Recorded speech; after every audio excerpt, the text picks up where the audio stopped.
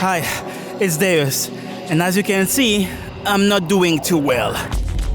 In my latest adventure, I went through the new storyline of Shin Megami Tensei 5 Vengeance without using any party members. And while I did manage to reach my goal, there were 3 specific adversaries that I left out of that story on purpose.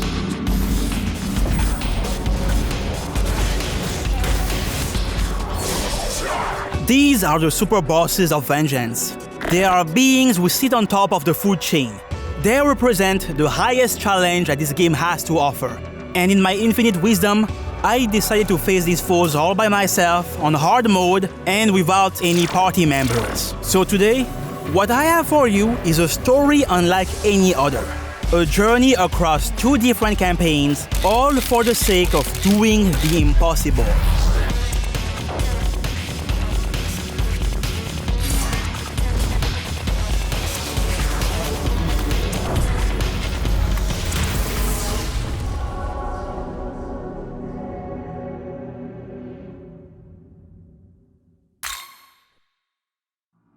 After finishing the game, I had to choose which super boss I wanted to tackle first. In addition to a returning super boss from the OG SMT5 that I really don't want to name drop right now, Vengeance added 2 new super bosses. One that can only be fought in the canon of Vengeance, aka the new storyline, and another that can only be fought in the canon of Creation, which is the original story of SMT5. Since I still had the Canon of Vengeance save file, the logical thing to do would be to tackle the super boss of that path before going into the Canon of Creation to challenge the other one, but that's not what I did. Long before facing these foes, I had already made up my mind regarding the order in which I wanted these bosses to be fought. Even though I had never faced the new super bosses yet, even though I had no way to tell which would be harder, I was convinced that everything would go according to plan.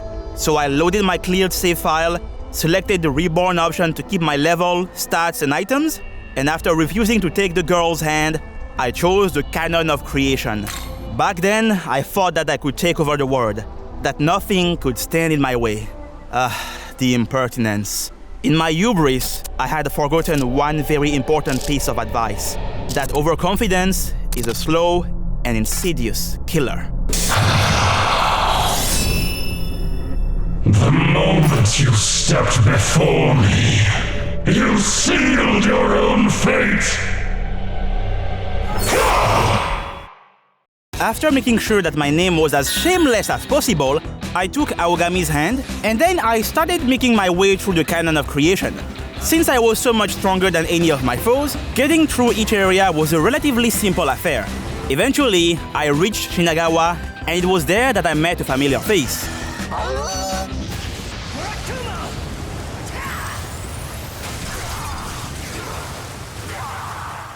Eat shit, Lugaru!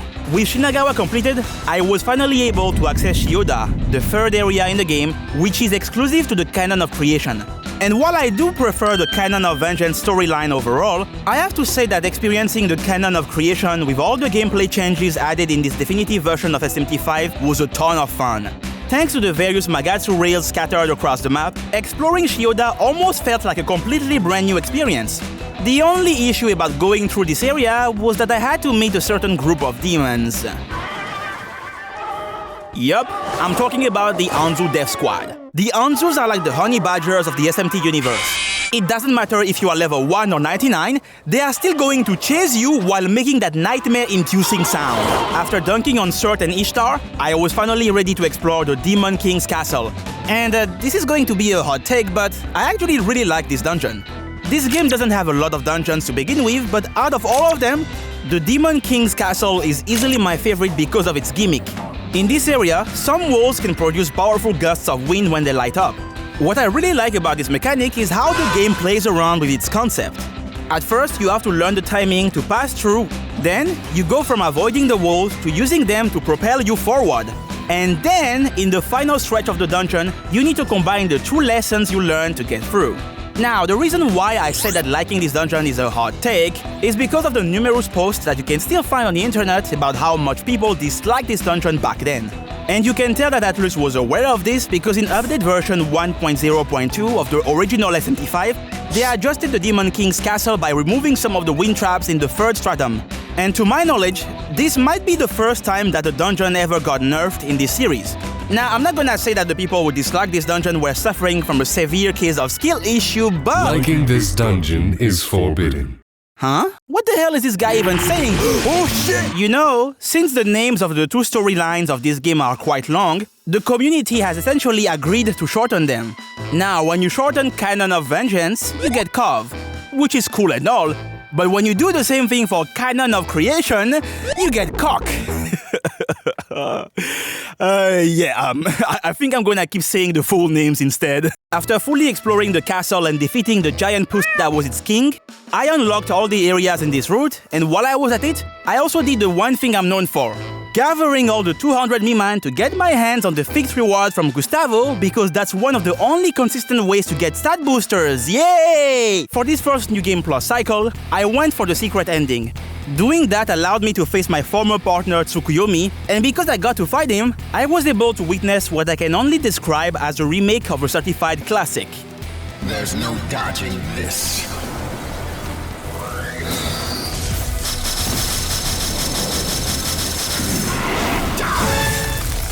Nice try, Tsukuyomi, but this is how you do it. There is no dodging this.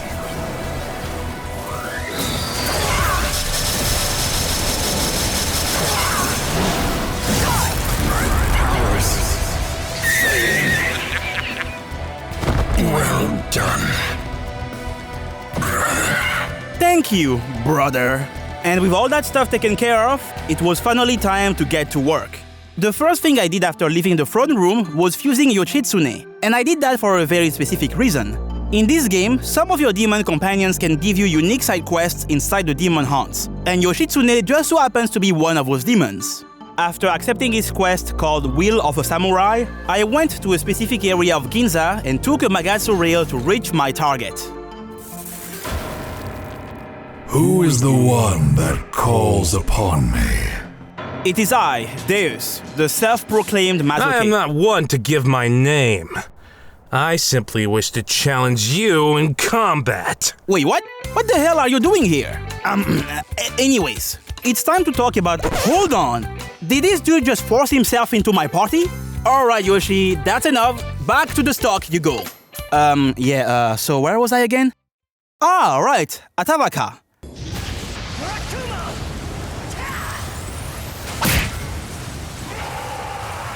And that was Atavaka. Your power is like that of a raging god. It reminds me of a fierce warrior who once tried to conquer this land. A fierce warrior. Was he strong? Alright, Goku, chill. Yes. He boasted strength so terrifying, he had to be sealed away. If this interests you, make your way to Nihonbashi and head east. You will find a path leading to him. Now, if you'll excuse me, I shall return to playing Doki Doki Literature Club.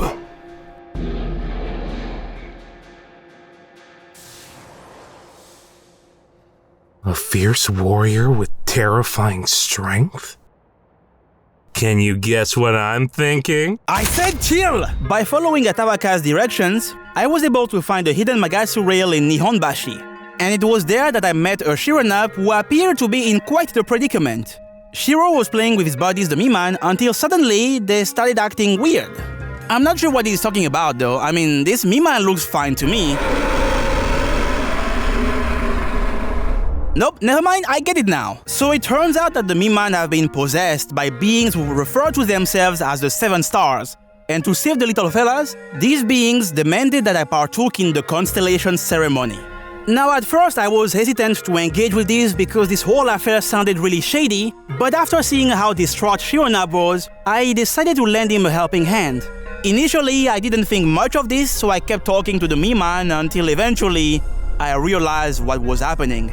This constellation ceremony wasn't your typical ceremony. It was an ancient magic ritual performed by walking along a specific path, all for the sake of undoing the seal on a powerful demon. There was a warrior who made use of his talents in all aspects of battle. The warrior led the people of the eastern provinces to confront the imperial court. He was beheaded in Kyoto, only halfway to his goal.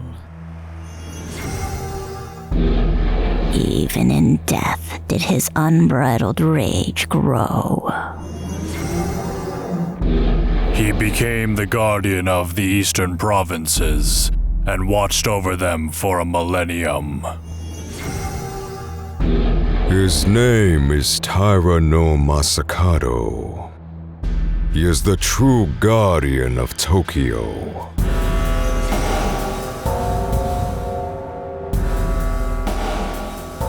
The constellation ceremony has now finished. Oh, Nahobino, you who seek to reshape the world, go to Otemachi, beyond the seal.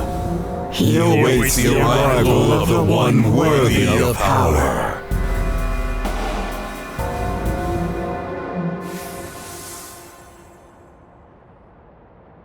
Well, that was kinda spooky, but hey, at least the Miman went back to normal. Completing this quest allows Shironav to become your navigator, and after everything that we went through, I decided to ditch 𝙃𝘼𝙍𝘍 to keep traveling with my little fox friend. I then fast traveled to Otemachi, and by taking the new Magasui rail, I was finally able to meet the being I was searching for. Whoa, chill, dude. Put that thing away. Relax. I just came here to talk, man. Whew, that was close. Now, if you are curious like me, you might be wondering, why is Masakado only available in the canon of creation? At first, I thought that it was solely about giving the player an incentive to experience the storyline, but this also makes a lot of sense narratively. In Vengeance, Masakado is sealed in a specific area of Chiyoda called Masakado Zuka. This is very fitting because in Shin Megami Tensei Nocturne, you can find Masakado's grave in a part of Chiyoda which is also called Masakado Zuka. If you have the Lord's Sword in your possession, interacting with this grave will reveal a new dungeon called the Bandu Shrine. And if you manage to triumph over the trials of the shrine, you will get to meet Taira no Masakado himself. Now, back in Nocturne, Masakado couldn't be fought. He was just there to reward you with one of the best items in the entire game. This always felt like a bit of a letdown, but luckily for me, thanks to Vengeance, my wish has finally been granted. So if you guys recall, during my journey through the canon of Vengeance, I found a mysterious item called the Kyu Sword, and then I gave it to Arabaki. Because I chose the canon of creation for my New Game Plus playthrough, I was able to reunite with the same Arabaki at Kanda no Yashiro. Just like we agreed back then, he gave me the sword, and now that this item is in my inventory once more, I can finally tell you what it does. You see, there are actually two Masakado fights, the normal form and his true form. In order to face his true form, you must have the Kyu Sword in your possession. As a self-proclaimed masochist, I knew that there would be no glory in facing his normal form, so instead of doing that, I went straight for his most powerful version, True Masakado.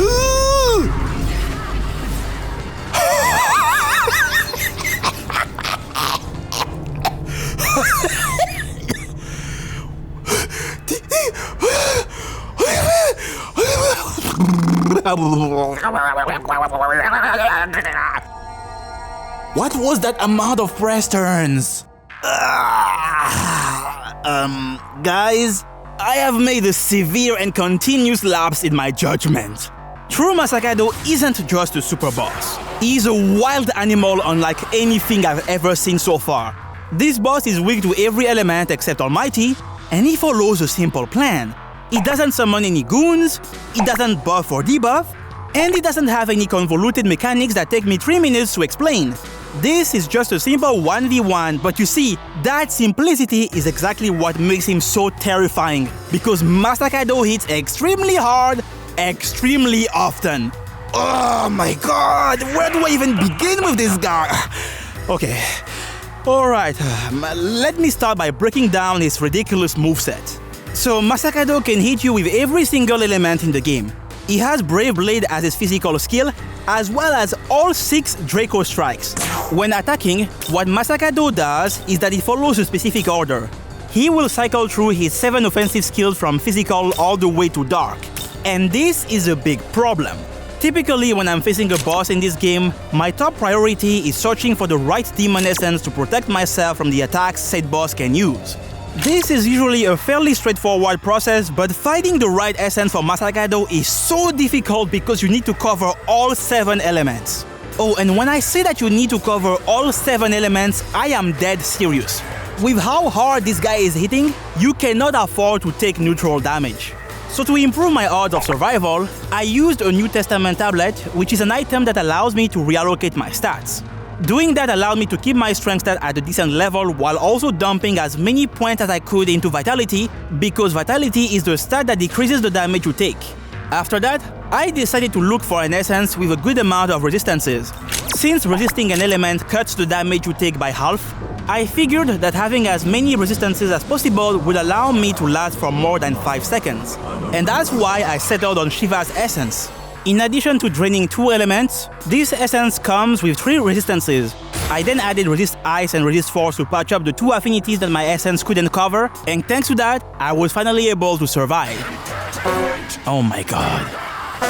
Oh my god, this guy's insane! Or so I thought. What I soon discovered is that even resisting Masakado's elements wasn't enough for 2 reasons. The first reason is pretty straightforward. It's because he still hits too hard. Even with 290 vitality and my defense buff to the max, somehow I still couldn't tank whatever this guy threw at me. As for the second reason, it's tied to how the true Masakado fight works. There are 4 key differences between the normal Masakado and true Masakado. First, we've got the level. Normal Masakado is at level 94, while true Masakado is sitting at 99, aka the level cap. The second one is the HP. Normal Masakado has 100k HP, while its true version has 200k.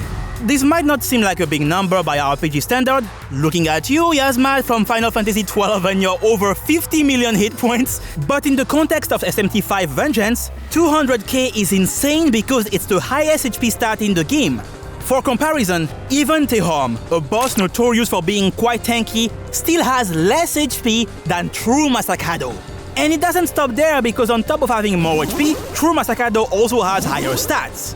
While all his stats get raised across the board, the boosts are especially noticeable for his strength, agility, and vitality.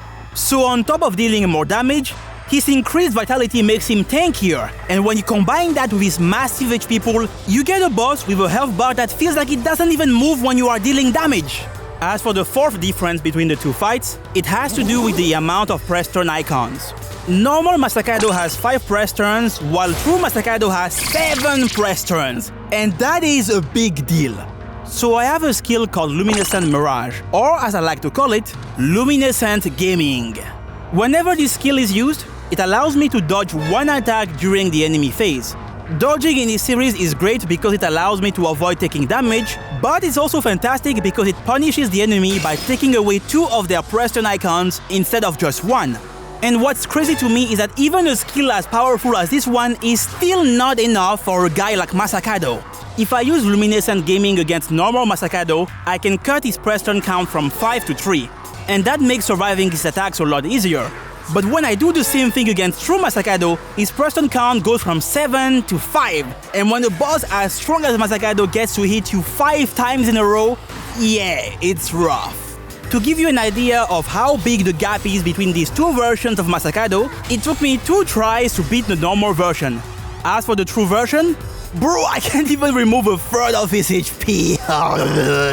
So I think I've made it pretty clear that resisting true Masakado's skills is simply not enough because of how hard and how often he attacks. But what about tweaking my affinities to block, drain, or repel all his attacks? Unfortunately, Masakado has a contingency plan for that. If you prevent Masakado from hitting you with an element, on his next turn, he will replace that element you stopped with 𝙃𝘼𝙍𝘍. So the more elements you prevent, the more 𝙃𝘼𝘍𝘍 you will see, and this right here is what truly makes this boss insane. 𝙃𝘃𝘍𝘍 is very difficult to deal with for 2 reasons. One, it's an almighty attack. Unlike all the other elements, almighty attacks cannot be resisted, blocked, or drained or repelled, meaning that I essentially have no good way to defend against them. And 2, because Masakado's 𝙃𝘍𝘍 has a 30% chance to crit. Oh, and that crit rate becomes extremely problematic when you combine it with Masakado's passive skills. Murderous Glee greatly increases his critical rate, and Critical Zealot increases the damage of his critical hits. And in case you didn't know, in the SMT games, critting grants you an extra action, so not only does he get to hit you hard, he also gets to abuse you even harder. Now, some of you might be thinking, hey, why don't you just try debuffing this guy?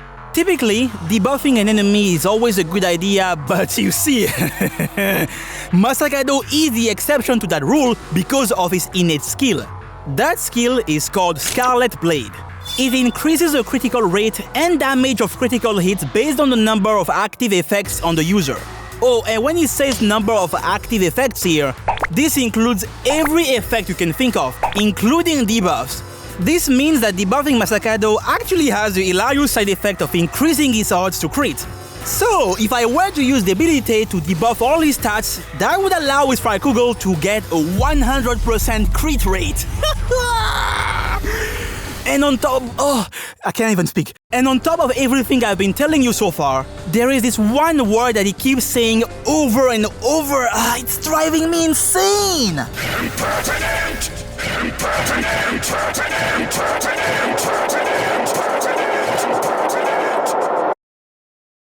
It was after countless losses that I finally understood the design philosophy behind this fight.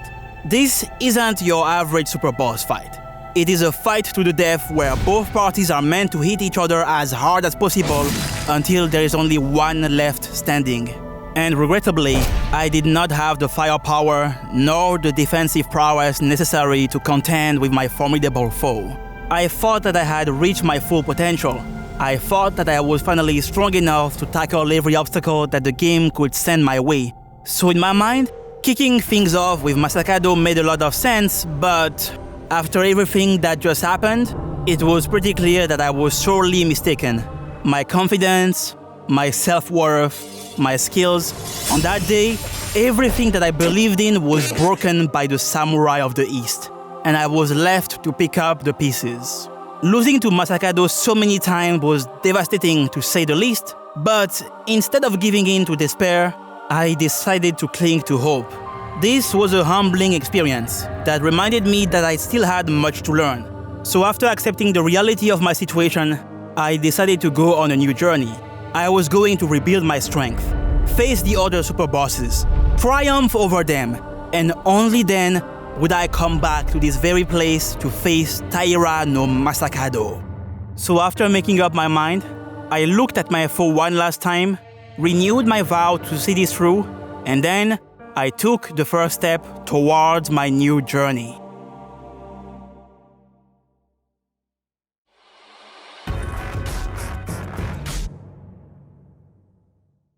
Before going back to the canon of Vengeance, I decided to stay a little while longer in the canon of Creation to complete the return of the True Demon quest. This is one of the many quests that used to be DLC for the OG SMT5 and were added to Vengeance. By defeating the many fiends scattered across the world, I gained access to a location called the Hall of Chaos. And it was in the depths of those ruins that I found my next foe.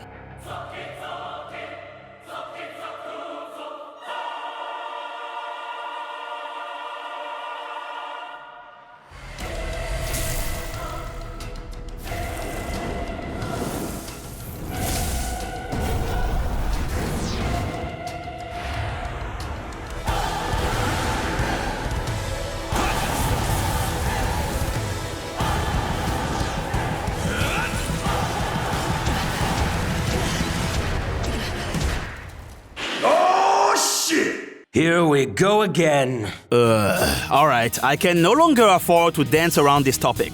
It's time to talk about Demi-Fiend. You guys know him, he's the protagonist of Shin Megami Tensei Nocturne who managed to blah blah blah blah blah blah. Why is that his dude? Why do you always keep showing up as a super boss? I am sick and tired of seeing you, Demi-Fiend. So the Demi-Fiend fight in Vengeance is pretty much the same as the OG SMT5 one. This boss has a move called 𝙃𝘼𝙍 that deals way too much damage. Since 𝙃𝘼𝙍 pierces, you cannot tweak your resistances to block it. So instead, you have to engage with the gimmick of the fight.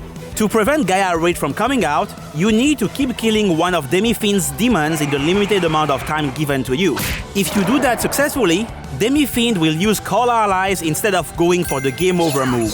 Unfortunately, this is still something that I cannot afford to do. Demi-Fiend has a bunch of demons that he can infinitely summon throughout the fight, and when you are all alone, trying to defeat a demon in time while also somehow finding time to hit Demi-Fiend is just too difficult. Since I couldn't prevent 𝙃𝘼𝙍 from being used, I had to find another way to deal with that move. Back in 2022, the solution I found was raising my vitality stat. Raising it high enough allows you to survive 𝙃𝘼𝙍, and if you were curious, this strategy still works in Vengeance. Just like in the OG, vitality is still a ridiculously powerful stat. So if I really wanted an easy victory, all I had to do was reach the breakpoint of 400 vitality to trivialize the Demi-Fiend fight as well as the other super bosses. Now, I don't know about you, but to me, the idea of just redoing the exact thing I did back in 2022, but now in HD, didn't sound that interesting. I have already proven that with enough vitality, you can tank literally anything. So instead of doing that, I decided that I would try to beat every super boss without reaching 400 vitality. So right from the start, I knew that I wasn't going to rely on vitality tanking for this fight. And fortunately for me, I just so happened to have the perfect tool to achieve that. That tool is Luminescent Gaming, and what makes it so useful in this fight is that it allows us to exploit how the turn order works in this game. Demi-Fiend has 2 press turn icons while its allies only have 1 each. As for the turn order, here is how it works. Demi-Fiend uses his first action, his demons use their actions, and then Demi-Fiend acts again to use his second action. Since Demi-Fiend is always the first one to attack, using Luminescent Gaming allows me to consistently avoid getting hit by him. But that's not all. After losing 2 press turn icons, his goons are going to act. And because the entire squad lost 1 additional press turn icon, they do not have enough press turns left to allow Demi-Fiend to use his second action. So on top of preventing Demi-Fiend from hitting me with his first action, Luminescent Gaming also takes away his second action. Now, even if Demi-Fiend doesn't get to act a second time during a turn, he is still able to use 𝙃𝘼𝙍 with his first action. However, since he only gets to hit me with his first action, I can just use Luminescent Gaming to dodge whatever he does, 𝙃𝘼𝙍 included. So thanks to the dodge strat, I can consistently dodge 𝙃𝘼𝙍 because I have forced that move to come out on Demi-Fiend's first action, and this is only possible because of how the turn order works. If you recall, exploiting the turn order with Luminescent Gaming is exactly what I did to destroy Shiva. So you might think that this strat would also trivialize this fight, but no, it does not. The thing about Demi-Fiend is that he's not just a powerful opponent in his own right. He's also the strongest Pokémon trainer in the lands between because even when he virtually cannot hit me, I am still struggling because of his crazy-ass demons. I don't know if it's just me, but I feel like his demons are a lot stronger this time around compared to their OG counterparts. Especially Cerberus. Oh my god! Even with a good amount of vitality, somehow this beast just kept killing me so many times, it's insane! Like seriously, dude. What the dog doing?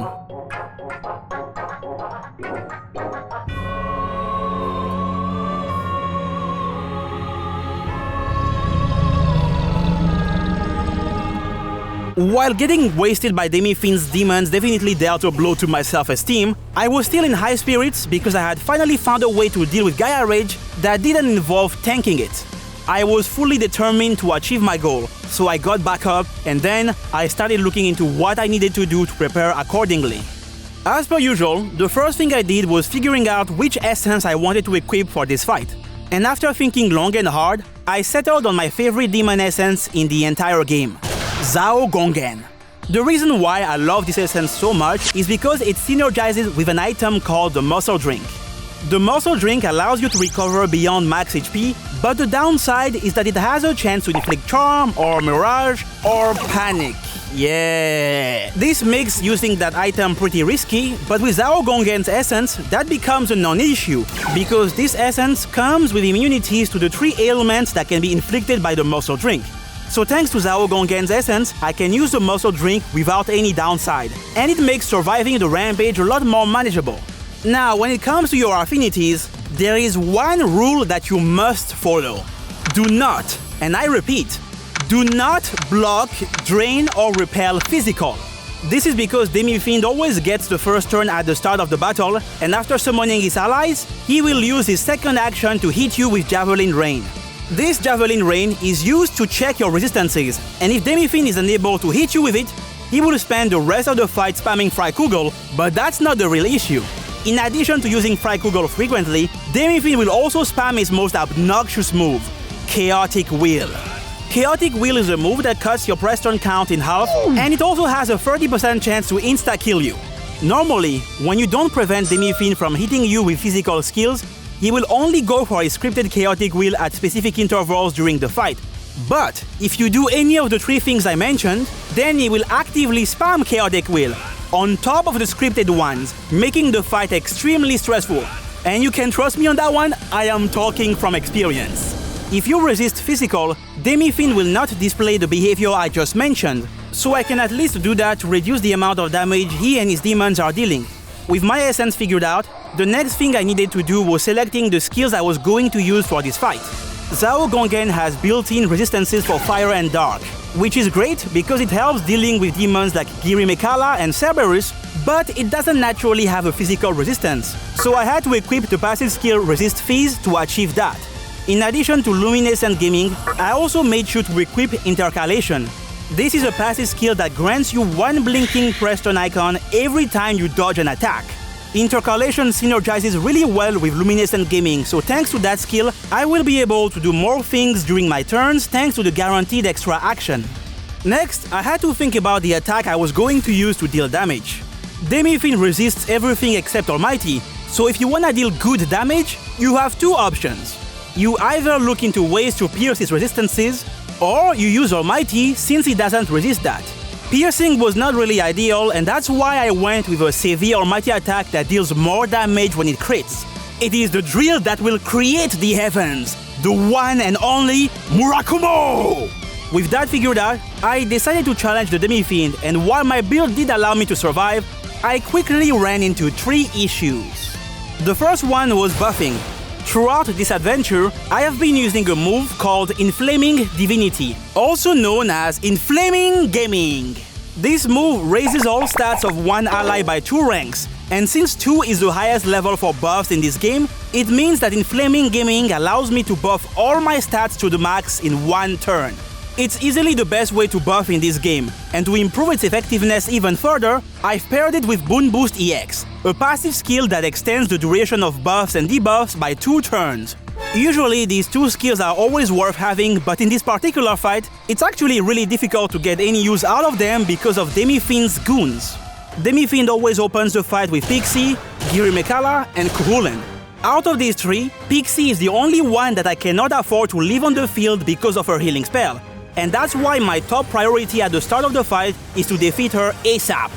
Once Pixie falls, Demi-Fiend will always replace her with Cerberus. On one hand, this is great because Cerberus is a debuffer just like 𝙃𝘼𝘍𝑍 and 𝑘'hullin, so none of these guys can randomly heal Demi-Fiend. But on the other hand, this is not so great because Cerberus is a debuffer, just like 𝙃𝘼𝘍𝑍 and 𝑘'hullin, so all these guys can use Debilitate. Debilitate is a spell that decreases all your stats by 1 stage, and with how spam-happy these 3 stooges are, it's pretty much impossible to get any use out of your buffs. After a couple of tries, it became pretty clear that these 2 skills were not worth using, so I decided to drop them. This meant that I had to accept the fact that I would be sitting at -2 in all my stats for the majority of the fight. This was less than ideal, but with a bit of thinking, I found a way to help with this. So there is a spell called Dekunda that allows you to remove all your debuffs. I cannot afford to equip that skill because I'm quite starved for slots. However, there is an item called the Dispel Charm that achieves the same thing. So whenever I know that I'm going to attack, I can pop a Dispel Charm to go back to neutral, and then I can hit my foe. This was working pretty well for the most part, but then I started encountering the next issue. Of course he dodged. Yeah, for whatever reason, Demi-Fiend is extremely slippery. Even at a neutral buff level, I was missing way too much for my liking, so to fix that, I had to equip Dragon Eye, a skill that greatly raises the accuracy of my attacks. As for the third issue, it's tied to how this fight works. 𝙃𝘼𝘍 has 60k HP, and once he drops below half, he has a scripted turn where he will go for 𝙃𝘼𝘍. This spell fully heals him, so it essentially means that 𝙃𝘼𝘍 has 90k HP that you need to deplete. Luckily for me, there is a way to bypass this. 𝙃𝘼𝘍 is not immune to status ailments, and he will only go for 𝙃𝘼𝘍 on the turn right after he drops below half health. So, if I manage to seal him and then push him below the threshold, 𝙃𝘼𝘍 won't be able to use 𝙃𝘼𝘍, and since he can only use that move during that specific turn, I can essentially skip the 𝙃𝘼𝘍. Now, when I say it like that, it might sound easy, but in practice, it's far more complicated. 𝙃𝘼𝘍 has a built-in resistance to all ailments, so it's actually pretty difficult to land anything on the guy. And even if I do manage to seal him, there is no guarantee that he will remain sealed long enough. At any point he can recover from the ailment, so if I'm unlucky, he can recover from the seal just in time to go for 𝙃𝘼𝘍. At first I tried to use seal gems to shut him down, but after a couple of tries, it became pretty clear that this was not the way. I don't know what the odds of inflicting seal with those items are, but they must be quite low because even after using countless gems during numerous attempts, I was still unable to land a single seal. Relying on something so unreliable didn't feel like a good call, which is why I decided to learn the skill Makajama. It has the highest infliction rate among all the skills I can learn, and since I've maxed out my ailment potential, this Makajama +9 was the most reliable tool I could use to skip the dreaded healing turn. It took some trial and error, but eventually I was able to come up with a more refined build. Regarding my stats, I went with 200 vitality. I also reached the soft cap of 100 for agility and luck to improve my accuracy as well as my odds of inflicting seal, and then I dumped all my remaining points into strength. As for my skills, I went with Murakumo to deal damage, Makajama for the seal, Luminescent Gaming for the dodge strat, Intercalation to get the free Preston icon from dodging, Resist Physical, Dragon Eye to improve my accuracy, High Almighty Pleroma to increase my Murakumo damage, and last but not least, I went with Abyssal Mask to decrease the odds of getting insta-killed by Chaotic Will. After all this thinking, I went back to the Hall of Chaos, but even after coming up with a better build, I was still encountering some issues.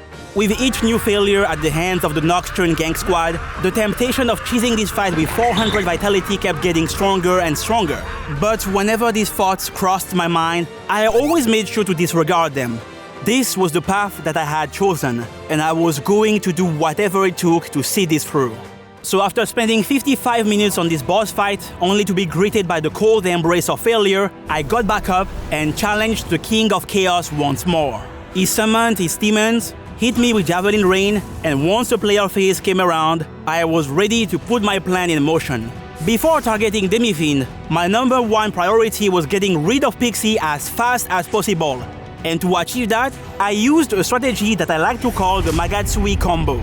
Whenever my Magatsui gauge is full, I get to use a Magatsui skill, and in my case, there are two Magatsui skills that I can use.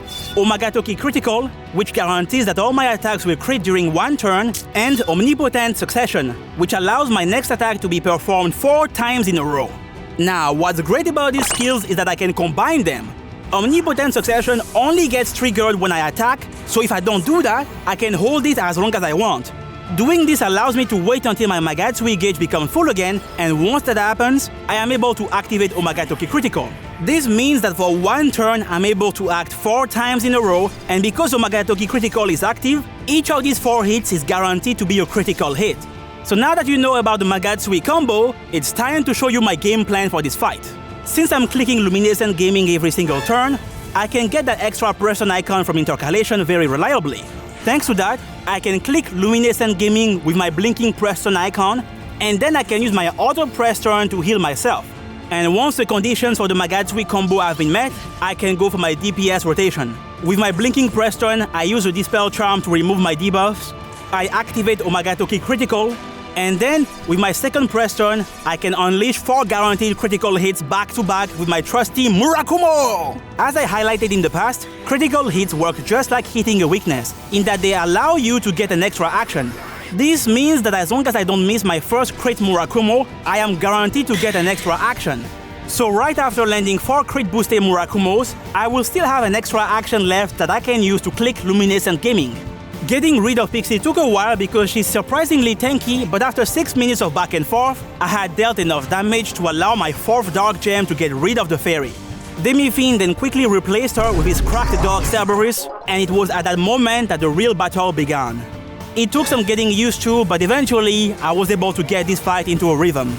While waiting for my Magatsui bar to be full, I used my items at key points to keep the dodge strat going, and then, once my gauge was filled, I made sure to use the Dispel Charm, and then I used my Magatsui combo to land 4 crit boosted Murakumo!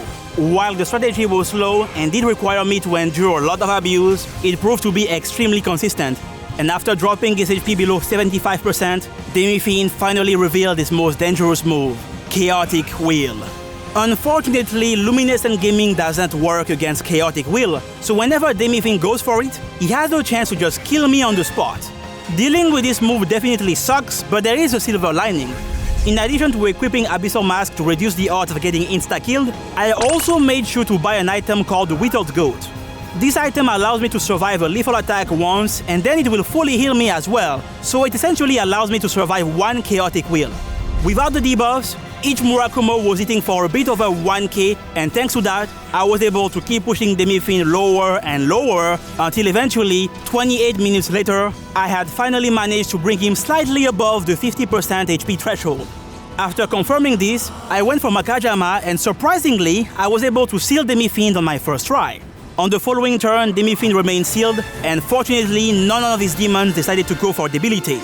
This was huge because the lack of Debilitate allowed the debuffs to run out on their own, thus saving me the need to use a Dispel Charm. Now, all I had to do was go on the offensive and pray that the seal would hold. Come on. Yes.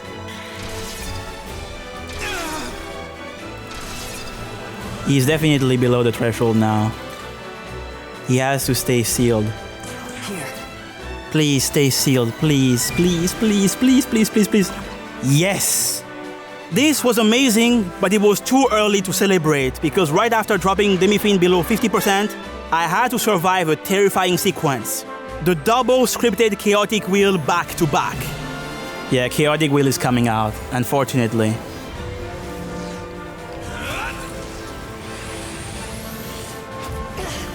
Please don't. Oh. Is he gonna do it again? Oh, he is. Nope. After skipping the back-to-back insta-kills, I knew that I was getting close. I knew that I was in the home stretch. With each passing turn, I was bringing Demi-Fiend lower.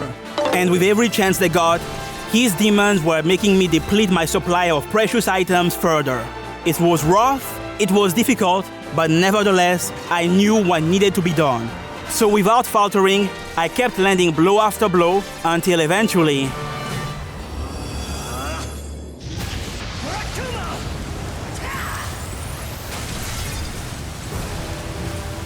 At last, after 40 minutes of struggle, Demi-Fiend was finally in the red. A couple of turns later, he went for his final Chaotic Wheel, and fortunately, the young man was able to dodge that one. However, shortly after dodging the insta-kill, I ran out of Dispel Charms, so I had no way to remove the debuffs anymore. The time had finally come for me to lock in. You just need to land the first hit. That's the only thing you need to do. Please, please, please, please. Yes! Murakumo. Awesome.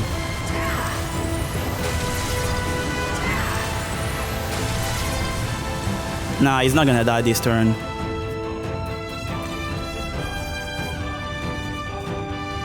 No, I'm not crazy.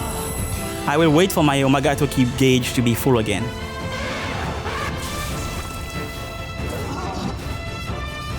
That's good.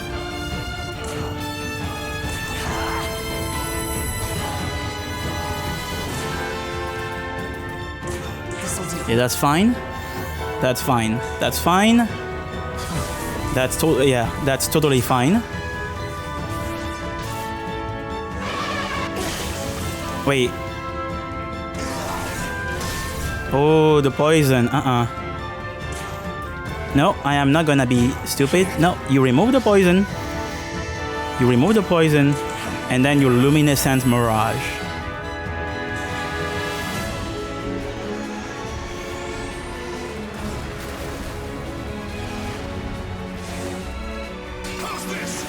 Ugh.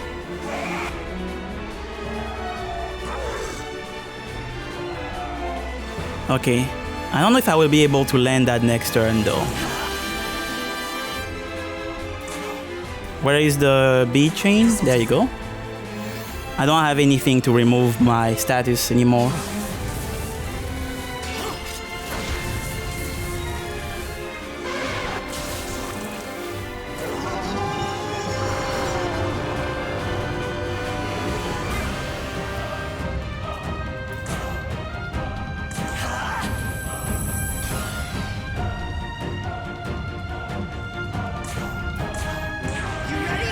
Let's see. I'm completely debuffed, but at the very least, if I land the first hit, I'll be able to do something. Do not miss. Yes! Let's go, Murakumo! Come on! He has to be done there. It has to be good. That has to be good enough. Murakumo! Again? Yes, 2 more. Murakumo! Come on, and the final one. Be gone, Demi-Fiend. Go back to Nocturne. Get your ass out of here. Demi-Fiend, I am so tired of meeting you. Be gone and never come back. Yeah! I won! It took 52 minutes of struggle, but at last, I had finally done it. As a reward for completing this fight, you get Demi-Fiend's essence as well as a good amount of maca, but that's not all. In Vengeance, the Demi-Fiend can also accompany you as a guest character, and that allows you to use him in battle. Obviously, I don't plan to use him because I'm doing a challenge run, and also because I cannot stand that guy, but I still wanted to bring this up because this is a really cool feature. By the way, here is something that I noticed. In the OG SMT5, if you targeted Demi-Fiend, you could see that his title was King. But weirdly enough, they decided to change that in Vengeance by replacing King with Chaos. This is a minor thing, but I really wish they did not do that because of what his title implies. You see, in Shin Megami Tensei Nocturne, there are items called Magatamas that you need to master in order to learn new skills. In that game, the title of Demi-Fiend will change as you keep mastering more Magatamas. And if you manage to master all 25 of them, you will get the title of King. King Demi-Fiend. I find this pretty funny because it implies that the Demi-Fiend we meet actually obtained all the Magatamas during his journey, including a Magatama called 𝙃𝘼𝘍 that can only be obtained by completing the soul-crushing minigame also known as Puzzle Boy. So if you think about it, Demi-Fiend playing Puzzle Boy is actually a canon event, and knowing that he had to suffer through that brings me a lot of joy. With my sworn enemy defeated, I went to the realm beyond Earth and Heaven, destroyed the final boss Lucifer, and with that done, I was ready to begin my new journey through the canon of Vengeance to face my next adversary.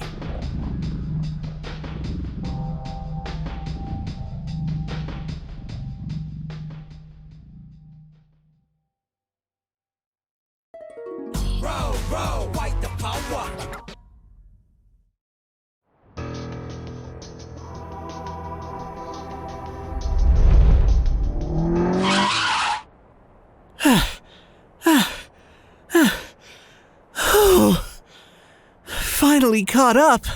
Now then, 𝙃𝘼𝙍𝘍. Are you ready to receive my salvation? Hello, lady. You know, I would willingly give you my press turn, because you certainly hit my weakness. After coming back to this timeline, I destroyed all the bosses I needed to beat, collected all the 200 Miman again, and I got as many stat boosters as I could. Also, while I was at it, I figured that I should collect all the god spells I could find. These items allow me to raise the level of the 𝙃𝘼𝙍𝘍 by 1 stage. Considering the fact that I have reached the level cap of 99, I probably won't get any use out of them, but hey, I figured that grabbing those couldn't hurt. And then, I was finally ready to get to work. In order to face the super boss, you need two things: a cleared save data in one of your save slots, and you must have completed a specific quest.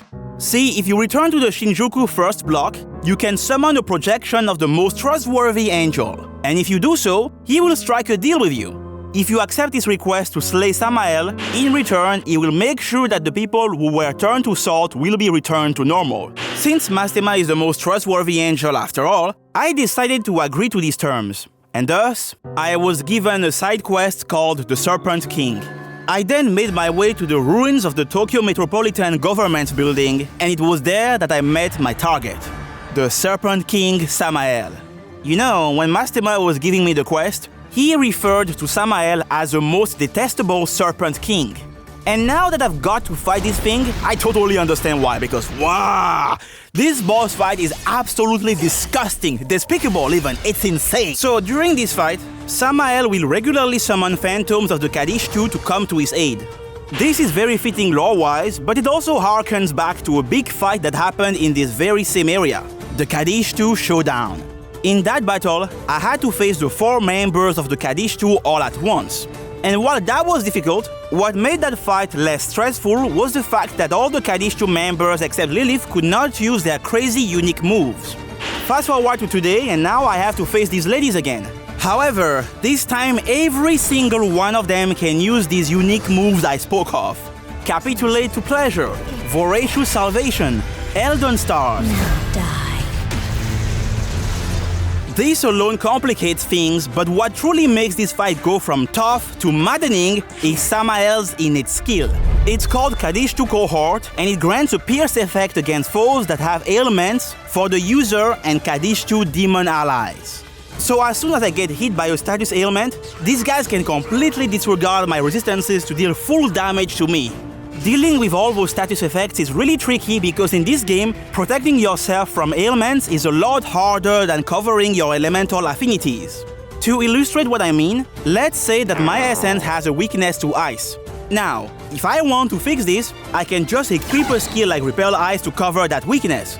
But if my essence is weak to poison, then there is nothing I can do about it because there are no passive skills that one can equip to protect themselves from status effects. And unfortunately, Samael's squad has like 15 billion ways to inflict status ailments on you. And that's why I settled for Nama's essence of all things. How ironic.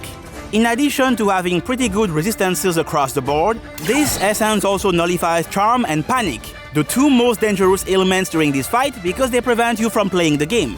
It does come with a pretty glaring weakness to Physical though, so I made sure to equip Drain Physical as well as Null Light, and then I was ready to challenge the Serpent King.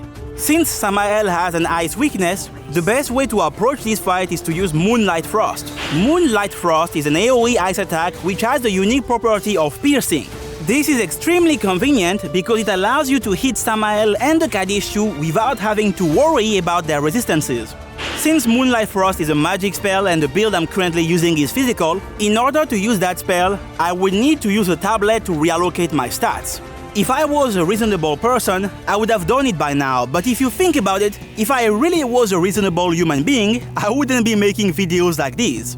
So instead of tweaking my build to make the fight easier, I decided to keep things as they were to use my trusty move called Murakumo. Nama's essence proved to be quite useful because it protected me from Capitulate to Pleasure and Tentarafu, but sadly, it couldn't do anything against poison. This made the fight quite challenging because it meant that I had to deal with Samael's unique move. It's called 𝙃𝘼𝙍𝙍, and on top of having a high chance to inflict poison, it also lowers accuracy and evasion by 2 ranks. Now, removing the poison is actually not a big deal, but what's troublesome with this move is what happens during the enemy phase. Samael is always going to act first, and right after he poisons you, you have to survive the piercing onslaught of his cohort.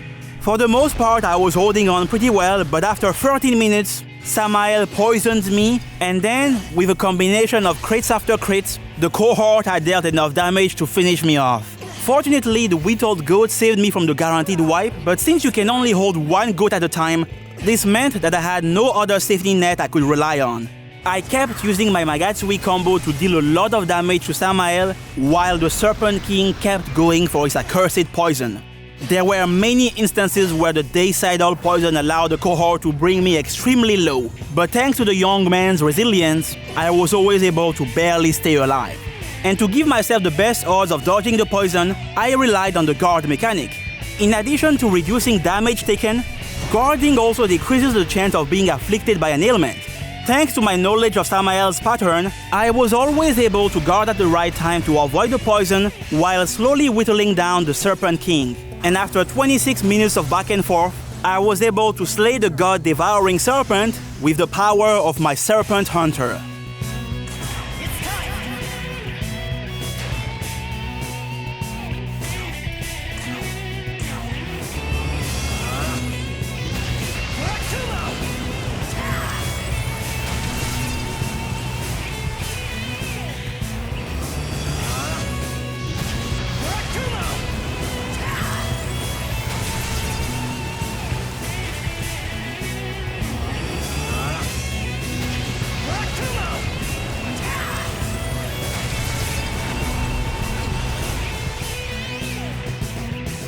With Samael defeated, I had managed to complete the Serpent King quest. Now, because I was curious, I decided to check if Mastema truly held his end of the bargain. During the events of the game, he turned all the inhabitants of the fairy village to salt. So I went back to that location, and going there made me realize that Mastema did not lie.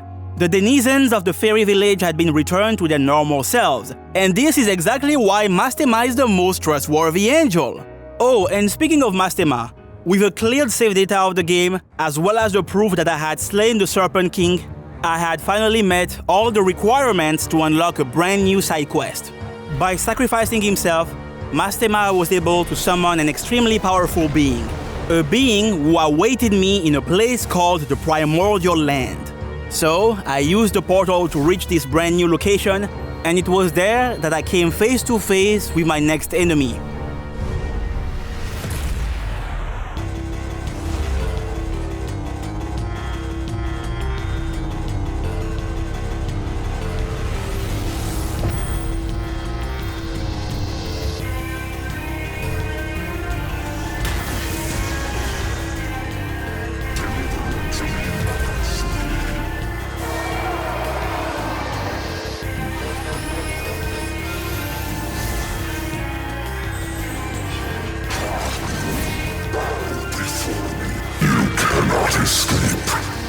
At last, the time has come to talk about Satan, my favorite boss in the entire game. This design first appeared in Shin Megami Tensei 4 Apocalypse. It was made by Masayuki Doi, the character designer of SMT5, and it's easily one of his best works yet. I'm a big fan of this one, and it is such a pleasure to finally see it in all its 3D glory. By the way, this fight is really hard. Alright, let's start with Satan's most iconic move, Megiddo Arc. This is an almighty attack whose damage increases based on the number of foes on the field. This means that having 4 party members allows Megiddo Arc to reach its full potential, and because Satan is guaranteed to act first, he will always open the battle by summoning his allies and then deleting someone with his unique move. Now, what's funny about Megiddo Arc is that it is at its strongest when playing as intended, but conversely, it is also at its weakest when you are alone. So this is one of the few situations where being solo is actually useful. Don't get me wrong, the attack still hits like a truck and it also puts me on the back foot before I even get to play the game, but hey, at least it doesn't straight up kill me. Normally, Satan regularly goes for Megiddo Arc throughout the fight, but interestingly enough, there is one attack that messes with his AI, Luminescent Mirage. If you keep clicking Mirage, instead of going for Megiddo Arc, Satan will consistently go for Megiddo Leon. Now, personally, this doesn't change much for me because I'm going to click Mirage every single turn, but if you are playing normally, this is something that you can abuse to prevent Satan from going for his most powerful move. And now, ladies, gentlemen, and demons, it's time to talk about what makes this boss truly special. So, if you look at his resistances, you might think that it is safe to say that Satan has no weakness. And my answer to that is, well, yes, but actually no. Satan regularly summons his allies during the fight, and from time to time, he will go for his other unique mechanic. Not like this. Whenever Satan goes for the plunder, he will devour one of his demons. This allows him to copy the affinity resistances of the demon he just ate, but that's not all. After eating his meal, Satan will end the enemy phase by gathering Magatsui. Whenever you see this, it means that Satan will go for a Magatsui skill on the next turn, and the skill he will go for will depend on the race of the demon who got plundered. For example, Ganesha is one of Satan's goons, and he's a demon of the War God race. War God demons get access to a Magatsui skill called 𝙃𝘼𝙍𝘍. So if Satan plunders Ganesha, on top of copying his affinity resistances, he will also be able to nuke you with 𝙃𝘼𝙍𝘍. And this mechanic single-handedly turns Satan into one of the most interesting bosses in the entire game. Now, with a mechanic like this, you might be wondering, how many demon helpers does he have? Well, this is a question that I can answer quite easily. He has 12 demons! For comparison, remember Demi-Fiend? Yeah, that dude only had 7. Meanwhile, Satan has 12 demons, and each of them comes with a unique Magatsui skill for him to plunder. Dealing with so many Magatsui skills is quite challenging, but one thing that's important to note is that not all Magatsui skills are equally dangerous. Some of Satan's demons have offensive Magatsui skills. If they get plundered, then it's not a big deal because I can just use the dodge strat to avoid getting hit by them. However, most of these Magatsui skills are support moves, and those I cannot dodge. There are several problems that I need to solve, but in essence, solving this fight boils down to one thing: dealing damage. Satan has 99,999 HP. All his stats are above the breakpoint of 100. And as you can see here, his highest one is his vitality. These stats already make Satan pretty tanky by default, but what truly makes the situation go from bad to worse is Magatsui Plunder. On top of allowing Satan to change his skills and affinity resistances, Magatsui Plunder also heals him. This skill allows Satan to absorb the HP of his target, and there lies the issue. After Satan uses Call Allies, you only have 2 turns to defeat his demons. If you fail to do so, then on the 3rd turn, he will go for Magatsui Plunder. Usually, during a boss fight I can afford to leave the goons alone, but here, I simply cannot do that because not targeting them means allowing Satan to get healed by a ridiculous amount every few turns. After realizing this, I tried to look for a way to defeat the demons, but even doing that proved to be very difficult. All of Satan's helpers come with a ton of HP and various affinity resistances, so finding an answer for all of them is quite a daunting task. Jesus Christ, man, this is insane! I have to deal damage to Satan, but I also need to somehow kill the demons, and then I need to survive, and I need to... how am I supposed to do this? I desperately kept looking for the right essence, for the right skill that could solve my problems, but no matter how long I kept searching, nothing came up. And the more I kept searching, the more anxious I became. Deep down, in my heart of hearts, I already knew the answer. I just needed to raise my vitality stat to 400. Doing so would make surviving quite trivial, and that would allow me to purely focus on offense. But to resort to such tactics would defeat the entire point of my journey. This wasn't the satisfying conclusion that I was looking for, so I kept pondering over this topic. To tank or not to tank? That was the question. A question that I was unable to answer. And so, without a solution in sight, I kept sinking deeper into the void, lost in thoughts, all alone. I'm sorry, young man. I swore I would protect you, but I fear I can no longer do so.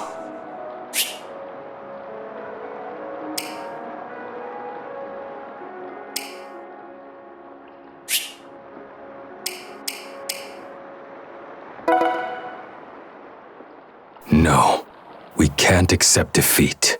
Interestingly enough, it was in the midst of this turmoil that a question came to me. What am I fighting for? I started this journey with a single purpose in mind: to gather the strength required to defeat the samurai of the East. So if I were to give up so far from my goal, then I would never be able to face the samurai, and that was something that I could not allow. And it was at that very moment, after renewing my resolve, that something dawned on me. I was so worried about failure that I had failed to consider all my options. There was one essence that I hadn't looked at yet. An essence that was perfect for this exact situation. An essence that I earned with my blood, sweat, and tears. The essence of Demi-Fiend, the King of Chaos. Upon closer inspection, we can see that Demi-Fiend's essence has an amazing set of resistances. Not only does it block every element except Almighty, but it's also immune to every status effect as well. And while these resistances are definitely great, they are not what I'm looking for. That's because this essence can also be used to learn all of Demi-Fiend's unique moves. See, in this game, you can only hold one essence at a time. And when using an essence, you need to choose between copying its affinities or learning its skills. Ideally, I would love to do both, but since I really didn't feel like facing that annoying tattooed boy again, I had to choose. That's why I went with the option that allowed me to learn his skills. And it was among these moves that I found the answer I was seeking, the one and only Gaia Rage. Since this move hits all foes, I can use it to target the entire squad. And because Gaia Rage ignores affinity resistances and pierces through, it allows me to damage whatever is on the field without having to worry about the affinities of my enemies. And what's also great about this move is that it's a physical attack. Physical attacks can crit naturally, and with so many targets for me to hit, the odds of scoring at least one crit are pretty good, and this is something that can definitely come in handy. That being said, using Gaia Rage does come at a price because this move costs a ton of MP. Since my physical potential is maxed out, I'm able to bring the cost from 170 down to 101, which isn't negligible, but I think you and I can agree that this triple-digit number is still ridiculous. I made sure to stock up before this fight, but with a move as costly as Gaia Rage, I will definitely need to preserve my MP resources as much as possible in order to prevail. So, with this new power in my possession, I went back to the meat grinder, and doing that allowed me to learn a couple of things. Contrary to what I thought initially, defeating Satan's demons is not really that useful. In fact, it's quite detrimental actually. Since Satan is going to infinitely resummon his goons, trying to keep up with him puts you in a never-ending rat race. And when you combine that with a move as costly as Gaia Rage and limited resources, it's a strategy that just doesn't work in the long term. So instead of doing that, I decided to let Satan get his Magatsui delivery. Whenever someone gets plundered, Satan will always end his turn by setting up his Magatsui skill instead of attacking you. Then, on the following turn, he will do everything in his power to activate that skill. So in essence, what Magatsui Plunder does is that it slows down the pace of the fight. This is great because it increases my chances of survival, but it's also useful because it creates openings to deal damage to Satan. And to capitalize on these openings, I added one of the most important skills for a fight like this one, Elusive Eclipse. This is a unique passive skill for the Nahobino that allows me to counterattack with a severe physical piercing move whenever I dodge an attack. Thanks to Luminescent Gaming, I can consistently activate Elusive Eclipse, and because Satan is always the first one to act, dodging his attacks allows me to passively deplete his HP bar. This is also pretty useful to deal with the Magatsui turn because I can easily punish Satan with a dodge if he decides to go for an offensive Magatsui skill. By the way, another cool fact about Elusive Eclipse is that it slightly raises my evasion. This might not seem like much, but when you combine that with the evasion buff that I get from Inflaming Gaming, it actually improves my odds of randomly dodging some attacks. This is worth mentioning because Intercalation will give me a free blinking press turn icon for every dodge that happens. So leaving the goons alive also has the potential of rewarding me with more actions. That being said, letting Satan plunder as he pleases means that I have to do something about the crazy healing. And that is where Gaia Rage comes in. By combining the Magatsui combo and Gaia Rage, I can severely cripple Satan's helpers without killing them. This is extremely important because leaving these demons alive with just a sliver of HP ensures two things.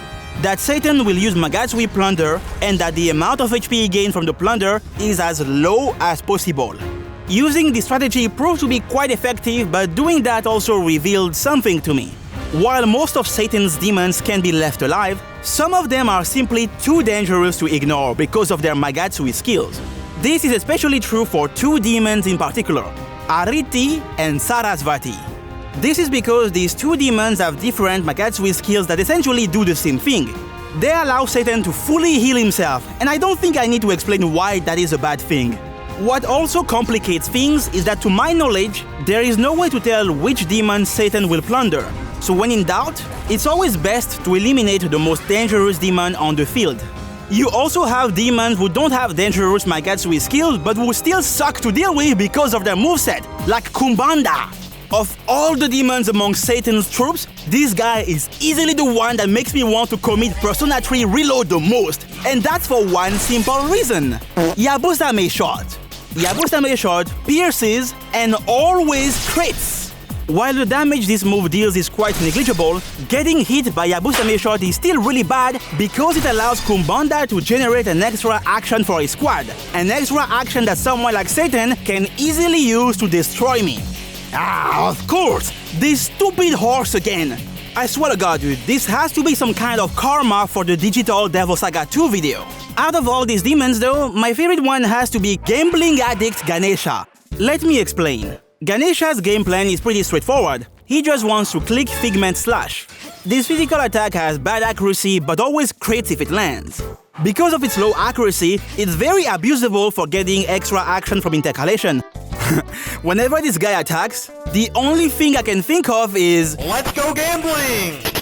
Aw, dang it! Aw, dang it! Aw, dang it! Aw, dang it! I can't stop winning! You know, I was expecting all of these deaths to put a dent in my morale, but instead, what happened was quite the opposite. With each defeat at the hands of my enemies, I was getting closer and closer to solving this puzzle. So after many attempts and hours of refining my strategies, I went back to the primordial land with the intent of defeating my adversary once and for all. He called his allies, blasted me with Megiddo Arc, and after that, the battle had truly begun. At the start of the fight, Satan will always summon 𝙃𝘼𝙍𝑍 and Titania. Dealing with these two in particular is really difficult for me because of my essence. For this battle, I decided to go once again with 𝙃𝘼𝑍𝑍. Unfortunately, because of how demanding the Satan fight is, I wasn't able to use one of my 8 skill slots to patch up my resistances, meaning that I could not afford to cover my Elec weakness. This made every single attempt really sweaty because it meant that Titania could always threaten me with her powerful Elec spells. And very soon after the battle had started, my worst fears became reality. After dodging Satan's attack, Titania hit my weakness with my Zeobarion, and sadly that allowed Satan to act again. With the power of his Akashic Hearts, Satan managed to deplete my HP bar, thus activating the effect of my Whittled Goat. It had only been a minute, and I had already lost one of my most important items. After this devastating turn, I used my 2 actions to cast Luminescent Gaming as well as Inflaming Gaming to buff. Things were not looking great, but despite these setbacks, I was relieved because I had managed to survive the second turn. I then healed myself, and then on turn 3, Satan went for the scheduled Magatsui plunder on 𝙃𝘼𝑍𝑍.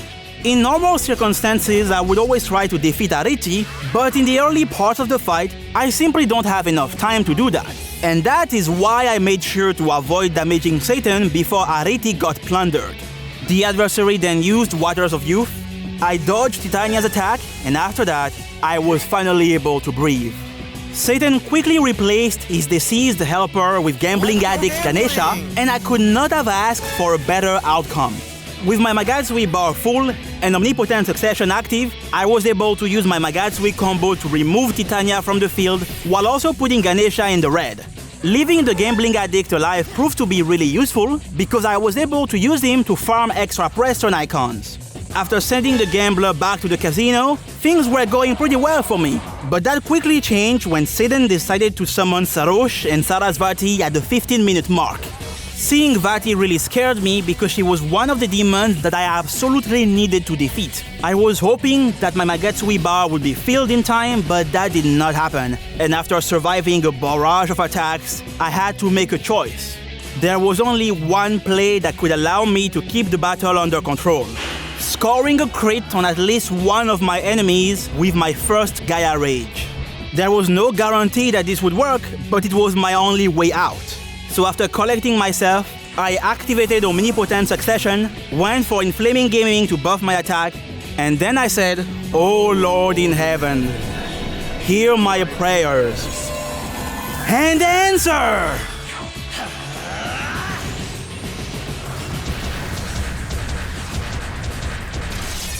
And fortunately, he answered. Gaia Rage gave me a crit, and this single crit completely changed the trajectory of this battle. Thanks to Omnipotent Succession, I was able to deal a ton of damage to 𝙃𝘼𝙍𝘍 with 4 Gaia Rage back to back, and because my first Gaia Rage landed a crit, I was able to get an extra action. This was huge because this extra action allowed me to act again after Omnipotent Succession had ended. This allowed me to click my move once more, and thanks to my 5th Gaia Rage, I had managed to defeat 𝙃𝘼𝙍𝘍 in time. Satan then plundered 𝙃𝘼𝙍 and ended his turn by casting Shield of God. The crisis had been averted, and the time had finally come for this attempt to go into overdrive. Keeping this battle under control was really difficult, and I did come close to wiping a couple of times, but regardless of how dire the situation was, I kept pushing Satan and his helpers lower and lower until eventually, after 34 minutes of struggle, I had managed to drop the HP bar of the great adversary below half. At first, this made me proud, but whatever sense of satisfaction I was feeling quickly left my body once I realized what I had done. Up until now, there were 2 things that prevented this fight from getting out of control. The fact that Satan could only summon 2 allies, and the fact that the demons he summoned followed a specific rotation order. However, once Satan reached the halfway point, he decided to throw these 2 rules out of the window. Not only was he consistently summoning 3 demons instead of 2, but from that point onward, there was no rhyme or reason behind who he could summon. If he really wanted to, he could summon the most dangerous demons many times in a row. Without the ability to predict who would be summoned, I had to make sure that I could always deal enough damage to the gankers. And to achieve that, I abused my trump card, Evergreen Dance, the unique Naobino move that allows me to fill the Magatsui gauge. Satan kept plundering his Magatsui livestock, but by combining Omnipotent Succession and Omagatoki Critical, I was still able to push him and his gankers lower and lower until eventually, after 43 minutes of pain and suffering, I had finally managed to drop Satan's HP into the red. All that remained was showing the result of my training to the great adversary. And so, I channeled my inner demi-fiend, and then I proceeded to show Satan the true extent of the new power I had gained. The power of the King of Chaos! Yeah, oh, 𝙃𝘼𝙍𝘍, yeah, no. There's the Yabusame shot spammer. Yeah, I need to crit here. I need to Omagatoki critical. Yeah. Awesome, 𝙃𝘼𝙍𝘍 is dead.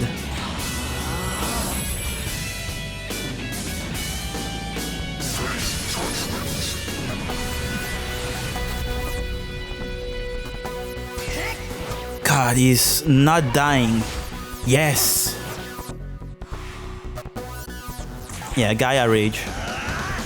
One of them is going to die. I need to see who.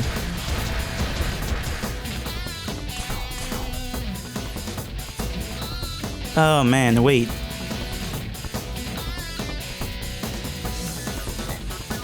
Please do not crit. Actually, I don't want to crit this for once. Oh my god, of course the one time I don't want to crit, I actually... Oh man. I need to Mirage. And I need to Evergreen again. Oh, that actually sucks. Yeah, look at that.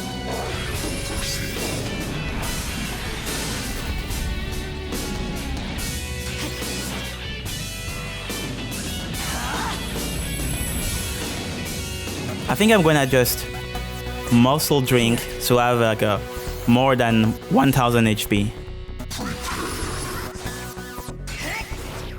Ah, we are so close. Do not crit me.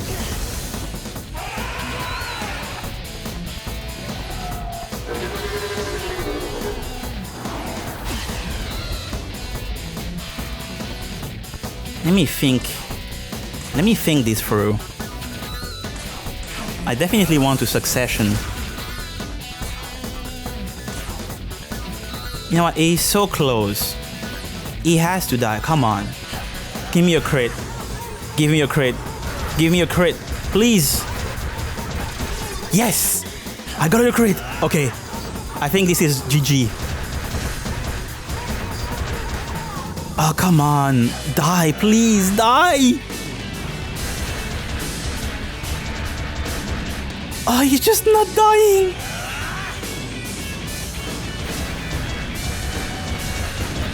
Yes! I did it! Satan defeated Solo without vitality grinding. I did it! Yeah! At last, victory was finally mine. After having successfully completed the Great Adversary quest, I returned to the throne room, defeated Lucifer once more, and then, with the support of best girl 𝙃𝘼𝙍𝘍, I took the first step towards my new destination. The time had come to return to the canon of creation, to do the impossible, to see the invisible.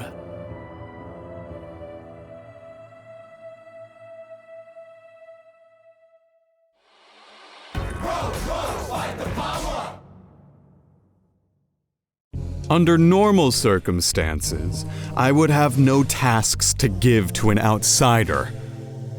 But I just so happen to have a job I'd prefer to leave in the hands of a passing demon. What say you? Now's your chance to assist your esteemed hero. Surely you couldn't possibly refuse.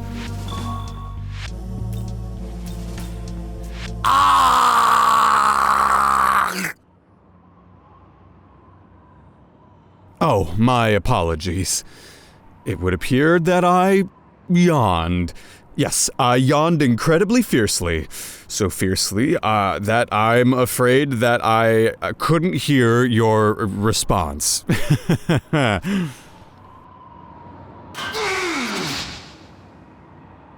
So initially I was going to jump straight into what happened during the third New Game Plus cycle, but before I do that, there is something really cool that I want to show you. So, on August 23rd, 2024, the official Atlus West account made a tweet about an interesting poll. This poll was made to decide which demon would become the next new navigator added to the game. The community was presented with 31 demons, and everyone had to reply with their favorite demon from the list. At first, I wasn't really sure about which one I was going to pick, but that quickly changed because on the second image of the poll, I found him. So naturally, after finding my 𝙃𝘼𝙍𝘍, I knew what needed to be done. Hello, official Atlus West. I have come to bargain. And then, 3 weeks later, we finally got the results of the poll. Unfortunately, 𝙃𝘼𝙍𝘍 did not make it, but on the bright side, we got to see the top 3 demons chosen by the community in the West. Fionn McCool in third place, the goddess Idun in second, and then in first place, we got Mothman! Mothman! Mothman! Mothman! Mothman! Mothman! By the way, you notice how here it says in the West? Well, that's because the Japanese community also voted, and these were the demons that they selected. Yup, Mara made it to first place, and I could not have been happier. Thank you, Japan. Oh yeah, Cleopatra also made it thanks to her musical voice and conversational skills. Oh shit! Ah, right, and so did Nicolas Cage. Now, what's really cool about this poll is that instead of just giving us one new Navi, Atlus decided to add the top 3 from both the West and Japan. And on November 4th, these 6 navigators were added to the game in a free DLC update. I find it funny that this update dropped on November 4th because that's also when my first big video on Vengeance went live. So that was a pretty cool coincidence. After launching the game, I made sure to unlock all 6 Navis, and I gotta say, I really like these guys. Atlus really covered their bases with this update. You got Idun for the idol stands, Mara for the real Shin Megami Tensei fans like me, and then there is Hellbiker. Let's rock! This party's getting crazy. Let's rock! Wait, is he making vroom vroom noises?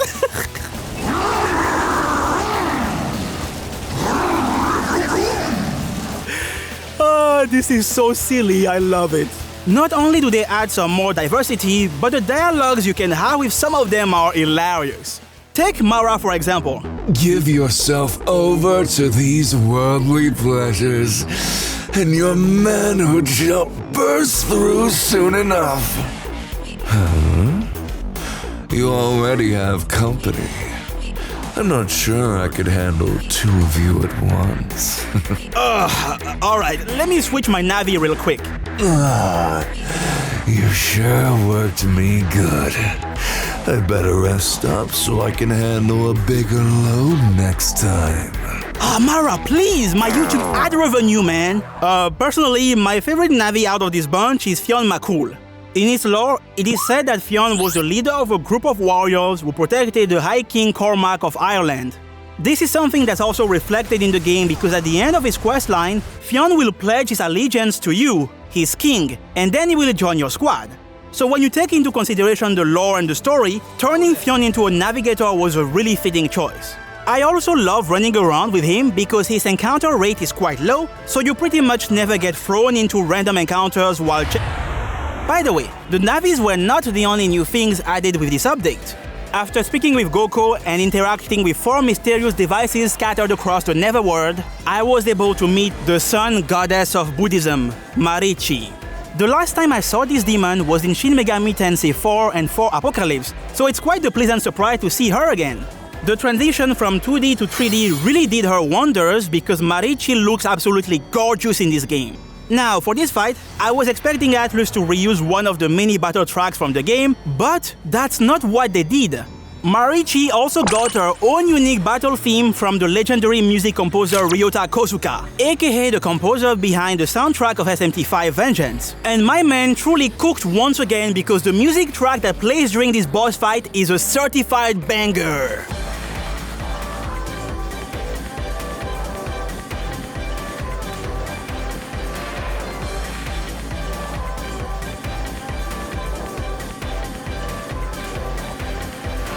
I swear, Ryota Kosuka never misses. With him, it's just non-stop hits after, oh look, I'm dead. So, about the fight. Marichi is a level 78 demon. Facing her with my super boss Sapphire would be extremely unfair, so instead of doing that, I decided to reload one of my other saves at a more appropriate level to keep things interesting. If I had to describe this fight in a single word, it would be Mirage. Marichi is able to summon 3 copies of herself with Haze Invocation, and she also has various ways to inflict the Mirage status. This ailment decreases your accuracy, and it also has a chance to make you attack the wrong target. While the effects I just listed can be annoying, the real danger with Mirage is that it allows Marichi to deal more damage with her unique physical attack called Formless Arrows. Since I didn't know what to expect, I didn't bother covering my physical affinity, and that allowed Marichi and her firing squad to annihilate me. Because Marichi and her clones have pretty good resistances across the board, you might think that using a multi-target piercing attack like Moonlight Frost would be a smart move, but that's actually a very bad idea because of her innate skill. It's called Might of Dawn, and it allows her to counter with a piercing light attack that can inflict Mirage whenever you use an attack with a piercing effect against her. So combining Omnipotent Succession and Moonlight Frost in this fight is pretty hilarious because you get locked into attacking 4 times in a row, and every time you land a hit, you're gonna get jumped by the entire squad and their flurry of counters. On a side note, Mirage has to be my favorite element in the game simply because of its visual effect. The way it distorts the face of the Nahobino is just so funny to me. Now, memes aside, this fight is really not that difficult. If I really wanted to steamroll the goddess, I could just tweak my essence to repel physical, but where would the sport be in that? So instead of being a tryhard, I decided to limit myself to only resisting physical. And to achieve that, I equipped the essence of the vampire hunter Kreshnik Belmont. Even with a physical resistance, Marichi was still able to deal a ton of damage to me with Formless Arrows while I was miraged, but unfortunately for the goddess, her strategy had one big flaw. Marichi will only use Formless Arrows if you've been hit by a Mirage. This is important to mention because just like everyone else, the goddess is also subjected to the law of diminishing return. So while Marichi did manage to be threatening early on, eventually as time passed, she became unable to inflict Mirage, meaning that she could not go for her gimmick. And by combining luminescent gaming and elusive eclipse, I was able to give her a taste of her own medicine with my counter. In a last-ditch effort, one of her clones went for Dark Block to cover her only weakness. With the support of this skill, Marichi had finally managed to have no weakness. It was a good strategy. Unfortunately,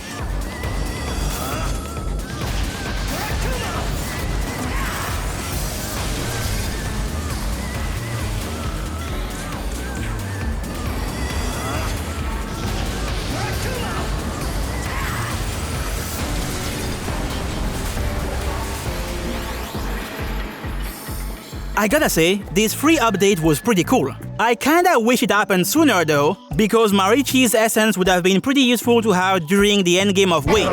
Her essence is weak to panic. This attack has a chance to inflict panic. It also has a chance to inflict seal or panic, because of course it does. I swear to God, it's always that one shitty status effect. Yup, he can inflict panic, because of course he can. This is the 19th time that the word panic has been used in my script. Yeah, it's panic glint. What did you expect? Ding ding ding ding! Yes, it's panic, because of course it is. I wanna commit Persona 3 so badly right now. Okay, that's enough fun for now. Let's go back to our regularly scheduled suffering. Defeating the story bosses. Miman! Oh, would you look at that? The preparations are complete. So during this run, I was discussing with my friend Jaffinator, and it was around this point that he reminded me of something that I had completely forgotten about. So one of the brand new features introduced in Vengeance is the virtual trainer. By speaking with a scientist at the Diet Building and picking the original mode option, you can refight bosses at the level they were at when you first faced them. Now, what's really interesting about this is that after completing an original mode battle for the first time, you will get a first-time reward. Remember how I've been collecting as many bombs as I could?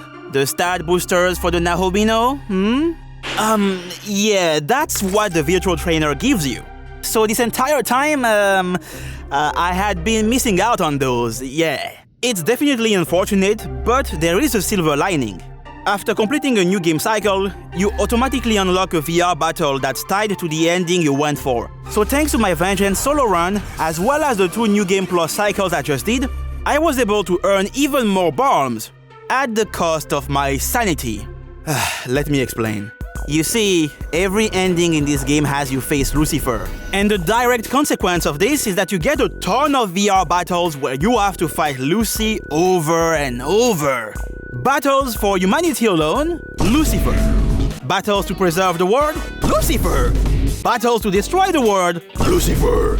Battles of the 2 goddesses, well, you face Tiamat, Mastema, Tehom, and Lucifer. I know that I have said that already in the previous video, but seriously dude, how many times do I have to teach you this lesson, old man? It took longer than expected, but eventually, I was able to complete all the VR battles I could access for their first time reward. Okay, so, because I'm sure that someone is going to bring this up in the comments, let's talk about Godborn. So after defeating Satan, you get access to a New Game Plus mode called Godborn. In this mode, all the enemies are at a higher level and have higher stats. While that's cool and all, the main reason why I'm bringing this up is because in Godborn, you can actually purchase stat boosters like the bombs. So, if I really wanted to, I could have used Godborn to grind, but I didn't do that because I didn't find that option compelling enough for the story I wanted to tell. And so, after many hours of suffering, I had managed to get back to where my journey started. I went back to Otemachi, and after handing over the Kyu sword, I was finally ready to face Taira no Masakado once more. Unsurprisingly, Masakado was still hitting as hard and as often as ever, but unlike what happened during our first encounter, this time I could see a ray of hope. After realizing how good Elusive Eclipse was during the Satan fight, I made sure to equip that skill once again to ensure that Masakado would take a decent amount of damage every time I avoided his attacks with Luminescent Gaming. And to deal damage to him more directly, I picked the most powerful attack I could get my hands on. I became like a moonbeam. pale and fleeting to exploit Masakado's light weakness with 𝙃𝘍𝘍𝙍 blur. But even with that figured out, I still had to find a way to defend against Masakado's crazy offense. Fortunately, after studying Issei religiously, I was able to find the answer. While it's true that repelling or draining Masakado's attacks is risky because it triggers his almighty spam, doing that is still extremely valuable.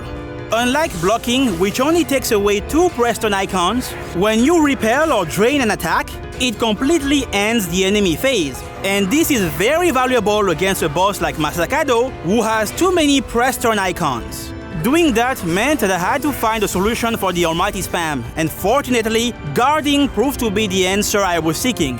In addition to reducing damage, guarding has the unique property of preventing critical hits from happening. So by tweaking my resistances as well as guarding at key moments, surviving Masakado's attacks became possible, and that gave me more opportunities to combine Omnipotent Succession and 𝙃𝘍𝘍𝘍 blur. My enemy was still as relentless as ever, and I could barely withstand his assault, but no matter how hard he kept hitting me, no matter how low he kept bringing me, he was unable to break my spirit. And after 21 minutes of intense combat, I was able to bring Masakado quite low. However, there was one move that I had yet to see. A terrifying attack that Masakado only starts using after falling below half HP. The moment you stepped before me, you sealed your own fate.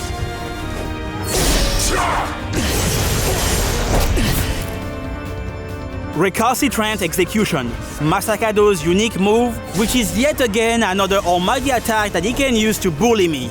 As soon as my enemy revealed this trump card, this uphill battle became even harder. In a desperate attempt to wrap things up, I decided to increase my attack frequency. But even after becoming like a moonbeam, pale and fleeting, depleting Masakado's HP bar was no easy task. At times, it truly felt like my efforts were pointless, as I could barely even see the thing nudge, not even a little.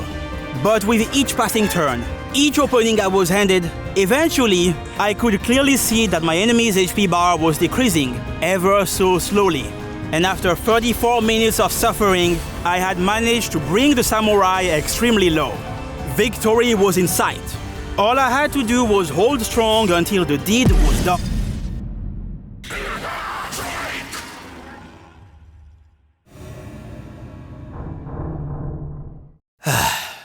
Alas, dear viewer, all my efforts were for naught. I came so close, and yet I was still unable to prevail. Earlier, during attempt 26, I was filled with confidence because I thought that I had solved the fight. But in truth, what I thought I understood about Masakado's AI was just the tip of the iceberg. If you recall, the way Masakado's almighty spam works is that if you stop an element, he will replace that specific element with an almighty attack on his next enemy turn. On its own, this wouldn't be a problem, but you see, the reason why Masakado's almighty attacks are so difficult to deal with is because of one of his unique quirks. When you bring Masakado below a specific breakpoint, he will start gathering Magatsui, and you can think of this as a phase transition. He starts the fight in phase 1, and as soon as he begins gathering Magatsui for the first time, it will mark the beginning of phase 2, so on and so forth. But here is the kicker. Every time Masakado gets to a new phase, the amount of consecutive turns he will spend spamming almighty attacks will increase by 1. This is not an issue in phase 1 because he will only almighty spam for 1 turn, so all you need to do is survive that 1 enemy turn. But then, when you get to phase 2, he will start spamming almighty attacks for 2 enemy turns in a row. In phase 4, he will spam for 4 enemy turns. And when you get to phase 7, his last phase, you will need to survive 7 consecutive turns of Frikugo spam. And what makes this situation 10 times worse is that the optimal way to fight Masakado solo is to drain or repel as many elements as possible, because that is the only way to avoid taking too much damage each turn. So the more elements you drain or repel, the more almighty attacks you are bound to see. And as you keep pushing him lower and lower, Masakado's almighty spam will last longer and longer. After my loss on attempt 26, I kept challenging Masakado, but every single attempt would result in failure, as if the fate of this battle had been decided eons ago. I kept using the guard command because it prevented Masakado from critting me, but unfortunately, there was a flaw with that strategy. Because of how long Masakado kept spamming his almighty attacks during the later stages of the fight, there were times where I simply couldn't afford to guard. And whenever I couldn't afford to guard, I had to pray that I wouldn't get destroyed by critical hits. To raise my odds of survival, I kept increasing my vitality stat. I went to 310, 320, 340, 350 even, but nothing changed. While I could have kept raising my vitality stat past 350, I decided against doing that. For the other super bosses, I was always able to find a solution that did not involve raising my vitality stat. But for a beast like Masakado, I couldn't think of a better strategy. And to me, trying to min-max my vitality stat to survive Masakado's rampage was just as bad as reaching 400 vitality to face tank everything. So here I was, yet again, surrounded by the never-ending void of failure. The moment you stepped before me, you sealed your own fate!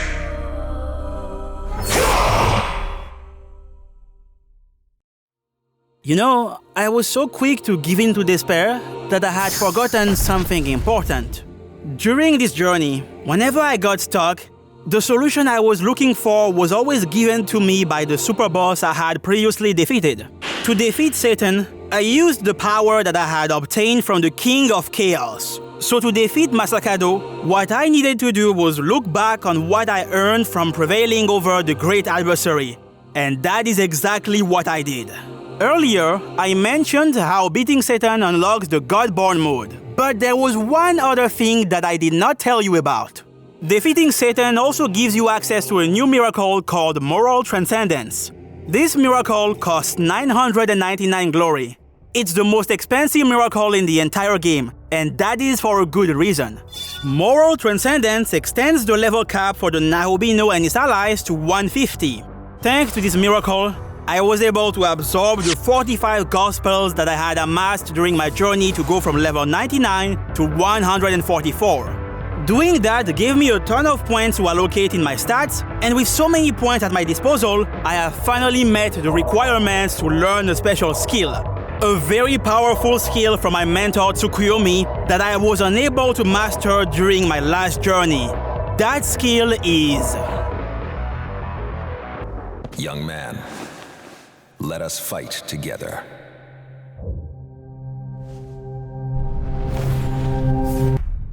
A skill that's really good in theory, but very difficult to use in practice. In order to make this skill work, you need an absurd amount of agility. And even if you somehow get enough agility, doing so will come at the cost of downgrading important stats like strength and vitality. I don't see myself ever getting in such a position during this run. Indeed, it is none other than Learner Hurricane.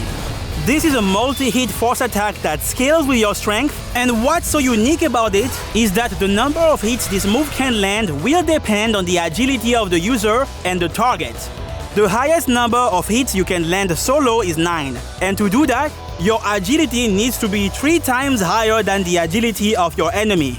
True Masakado has 120 agility, so in order to land 9 hits against him, you need exactly 360 agility. If I was still my weak self, this power would be beyond my reach. But I am not the man I used to be anymore. Thanks to the power of Transcendence, I was able to ascend to new heights. I reached the breakpoint of 360 agility, dumped as many points as I could into strength, and then for my vitality, I decided to leave it at 300, a breakpoint that was nowhere near high enough to comfortably survive Masakado's attacks. As for my affinities, I equipped Shiva's essence, and then I paired it with the passive skills Resist Ice and Resist Force to patch up the weaknesses of my essence. After finishing my preparations, I went back to Otemachi to achieve what I couldn't do in the past. To do the impossible, to see the invisible, to touch the untouchable, to break the unbreakable. You could not live with your own failure. And where did that bring you? Back to me. Heed my words. I am 𝙃𝘼𝙍𝘍, and I've never known defeat. Objection! Wrong! Mr. Masakado, sir, I have read your lore, and here it states that you were defeated. What?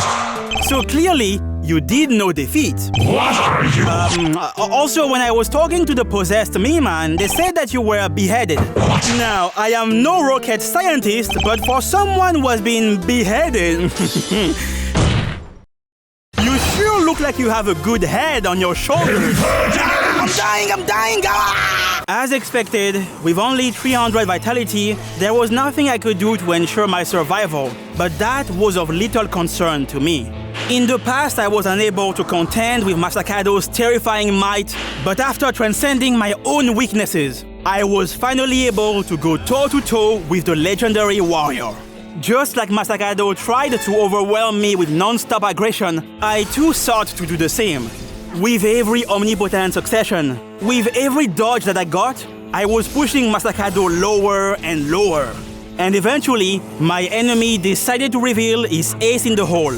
With 𝙃𝘍𝘍 as well as recalcitrant execution, Masakado was able to turn this difficult battle into an even greater ordeal. But no matter how hard he was hitting me, no matter how close to tasting defeat I got, I did not falter, for I knew what needed to be done. By recklessly attacking my foe every chance I got, I was depleting his HP bar faster than he could keep up. He couldn't cycle through his various phases fast enough to match my aggressiveness. And after 16 minutes of unrelenting offense, the stance of the samurai had finally changed. From that point onward, every turn was turned into a matter of life and death. The time had finally come to show Masakado the true extent of my forbidden power. The blasphemous might of a 𝙃𝘍𝑍𝘍.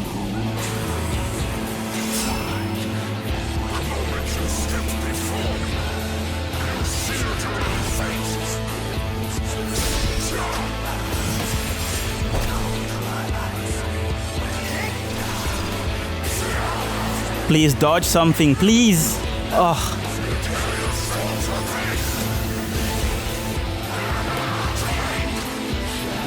Ah, yes. Well, I say yes, but... Mirage? This is the last one. Oh my god, okay. Come on. I think I can survive. If I survive this turn, I should be able to finish the fight. But I need to leave this turn. Yeah, that's what matters the most. I need to survive. Oh no! Oh no! Oh no! Oh no! Oh no! It changed the order. Please dodge. 𝙃𝘍𝑍𝘍, please dodge. Please dodge. Please, please, please. I'm done dodging.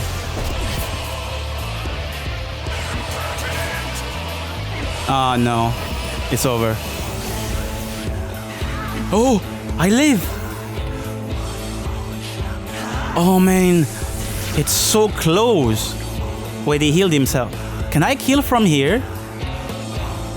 I don't think I can. But I have to try. Come on now, 𝙃𝘍𝑍𝘍. Come on, young man. Come on. Come on, bro. I think I might be able to do it.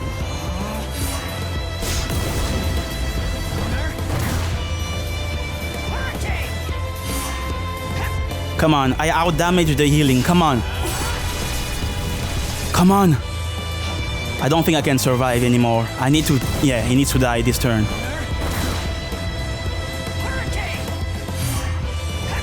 I can attack twice after that. Please. Oh man, it's getting so close. Oh, I can feel my heart beating inside my chest.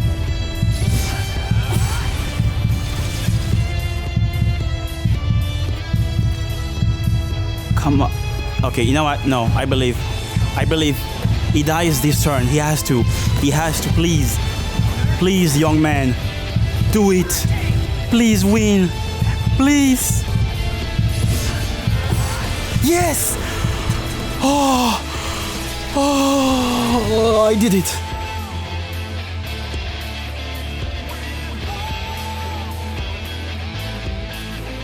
So this is a 𝙃𝘼𝙍𝑍, one who can overturn the workings of the world.